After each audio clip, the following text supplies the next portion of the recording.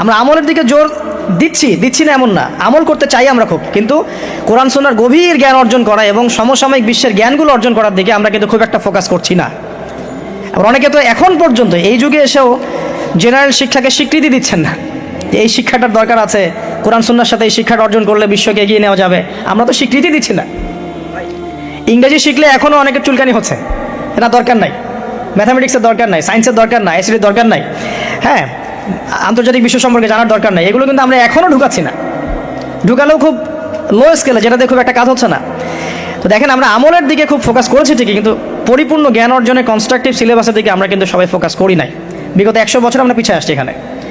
আবার যারা জেনারেল লাইনে পড়েছি আমরা বেশিরভাগ, তারা মাশাআল্লাহ 20-25 বছর পড়েছি, এখানে আবার আমরা ইসলামটা পাই নাই, এখানে ইসলাম থেকে আমরা আবার সরে আসছি। আমরা অনেক কিছু শিখেছি, ডক্টর হয়েছি, ইঞ্জিনিয়ার হয়েছি, পলিটিশিয়ান হয়েছি, ইকোনমিস্ট হয়েছি, কিন্তু ইসলামিক বেসিক জিনিস জানি না। অজুর ফরজ জানি না, নামাজের ফরজ, ওয়াজিব, সুন্নাত, মুস্তাহাব জানি না, আছে না? ফরজ গোসল কেমন করে করতে হয় সেটাও আমরা বুঝতে পারছি না, জানি না অনেকেই। পরে যখন হেদায়েত আসে তখন আবার পড়াশোনা শুরু করি, তখন জানি। সিলেবাস ওয়াইজ আপনি পাচ্ছেন না। তো এখানে জ্ঞানের একটা দৈন্যতা আছে না, মেরুকরণ আছে না?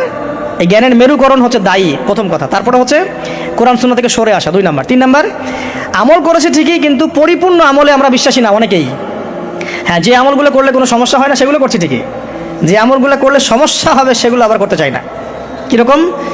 নামাজ পড়লে কোনো সমস্যা নাই, আপনি নামাজ পড়বেন, তাসবিহ তাহলিল করবেন, হ্যাঁ, আপনি সময় লাগাবেন, ওকে ফাইন। কিন্তু সুদ নিয়ে কথা বললে বা সুদের এগেনস্টে কিছু করলে প্রবলেম, আপনি করতে যাচ্ছেন না।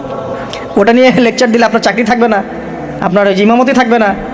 হ্যাঁ, আপনি স্টেজে উঠছেন, মাহফিল কমিটি কানে কানে বলে দিচ্ছে যে এখানে ভাই অনেক সুদখোর আছে, সুদ নিয়ে কথা বলা যাবে না, এখানে ভাই অমুক আছে, ভাই এগুলো নিয়ে কথা বলা যাবে না।